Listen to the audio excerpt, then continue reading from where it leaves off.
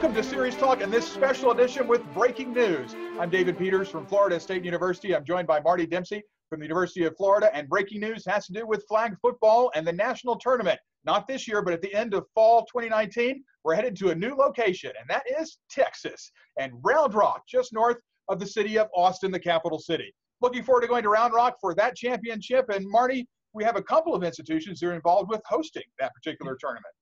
Yeah, Dave, taking inspiration from the 2026 World Cup, we have three different universities that put in a joint bid for hosting the Flag Football National Championships. That's the University of Texas at Austin, St. Edward's University, as well as Southwestern University will combine along with the city of Round Rock to put on this great event at the Round Rock Multipurpose Complex starting in 2020. I know we're real excited about going to Texas. One more year, though, in Pensacola. We look forward to going there coming up this winter. Joined now by Scott Flickinger. He is our first vice chair with the series at Cornell and the beautiful state of New York. Joins us now to talk more about how the decision was vetted and how we reached that. But Scott, welcome, first of all, to this edition of Series Talk. Gentlemen, it's nice to see you. My favorite Floridians right next to Pitbull. Well. Good deal. Good deal. You've got some favorite committee members, I guess, too, who've been helping out with this. Talk about who all was involved with reviewing all the bids to make this selection. Absolutely. So Mark Comer, who is now the outgoing chair for the flag football work team for the National Championship Series, was the head of this. So Mark was responsible for getting the committee together, as well as getting the criterion together, getting the presentations together for the finalists, as well as having the discussion and having the talk through of this with the committee in order for us to come to the final solution of Round Rock and then presenting it to the NERSA Service Corporation for approval. So big shout out to Mark and his committee for getting that together and getting us through this process so we can get to what we have now, which is Round Rock. Scott, can you talk a little bit about what criteria they used in making this final selection? Sure. There's a lot of criteria that was taken in consideration. I'm not going to go into detail with all of them, but some of them, such as facility accommodations, the desirability of the host city or university that it could be potentially hosted at, logistics of the facility, hotel accommodation, sponsorship proposals, lots of other ones too. Those have a lot of intertwining parts. So taking a look at all those criteria, as well as some others that weren't mentioned, really brought together what we thought would eventually come about figuring out which host site we wanted to do. So once we took all those in consideration, or once that committee took all those in consideration, they came up with the final solution or the final product with Round Rock. Excellent. Scott, there's certain amenities that perhaps stuck out in the Round Rock bid. I like some good Wi-Fi. It's become more important as we've looked to broadcast things at the tournament. What were particularly things that stood out with Round Rock's bid? So some of the things that stood out with the Round Rock's bid, like you said, they have an excellent infrastructure with Wi-Fi, and that's because the facility itself is built for something like this. So it's a multi-purpose complex. It's built for sporting events such as the NERSA Championship Series flag football tournament. Looking at that, the rooms that they have, locker rooms, meeting rooms, proximity of fields, the ability to use turf fields as well in case of inclement weather, all those amenities kind of compounded and really impressed the committee. And it was one of the key points to getting Round Rock or getting the NERSA Championship Series to Round Rock.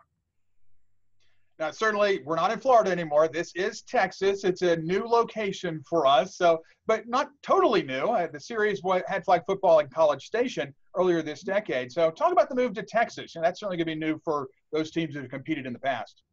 Absolutely. So for the past 7 years, we've been at the University of West Florida, and it's been located in the Panhandle of Florida. Something that was taken into consideration too is this new opportunity, this new site in a different state. So like you said, there was some success earlier in the decade in Texas, and that was taken into consideration. So after 7 years in Florida, committee took a look at that and said, you know what, maybe we're due for a change as well. So that was another reason why Round Rock was a popular pick for the committee. You know, one of the other things, Scott, that I know goes through people's minds in the selection process is the concept of either being on campus at a university or versus an off-campus facility. And I know Round Rock will be off campus this time. Can you talk a little bit about how that played into this decision-making process? Absolutely. So taking a look at, and again, using an example of West Florida was the host, but it actually wasn't hosted on their campus. It was hosted at Ashton-Brosnan Park. So it was hosted at another complex itself. So while we certainly take in consideration what the university has to offer in terms of field space, and again, they have the similar criterion that facilities like the multi-purpose complex has in Round Rock, it's not necessarily a selling point or not necessarily something that can eliminate one from hosting. So if you take a look at West Florida hosting at Brosnahan Park, as well as other arms of the championship series, such as soccer, the soccer national championship is not hosted at a university, nor is the tennis championship as well.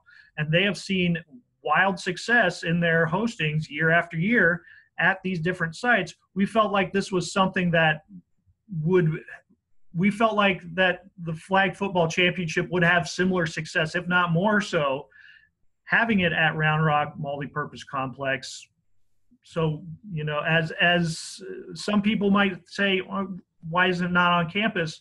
We have to take in consideration too that some of the other sites and some of the other sports in the championship series aren't on site either. So. Well, Scott, and as Marty mentioned, we've got some great partners there with the local institutions that will be contributing. And so certainly it's going to have that feel, and we'll have all of our volunteers there as well from our different colleges. So I know that it'll be a great opportunity for us to gather and have a great tournament for our many teams.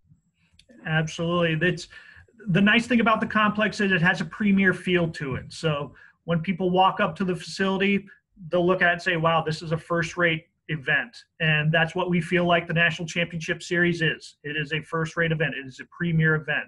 So we feel like this is an excellent match, and we're very excited for it. Well, Marty and I are too. We're excited to be going to Texas, but one more year at West Florida. So we hope you'll join us for regional tournaments this fall as they get going across the country. And then one more time in Pensacola for this year's national championships. And then it's off to Round Rock. For Scott and Marty, I'm David Peters. Thanks for joining us on this special edition of Series Talk. We'll talk about the Task Force in Series 2.0 in our next edition. For the NERSA Championship Series and for all of us, we'll see you next time. This is Series Talk from NERSA, Leaders in Collegiate Recreation.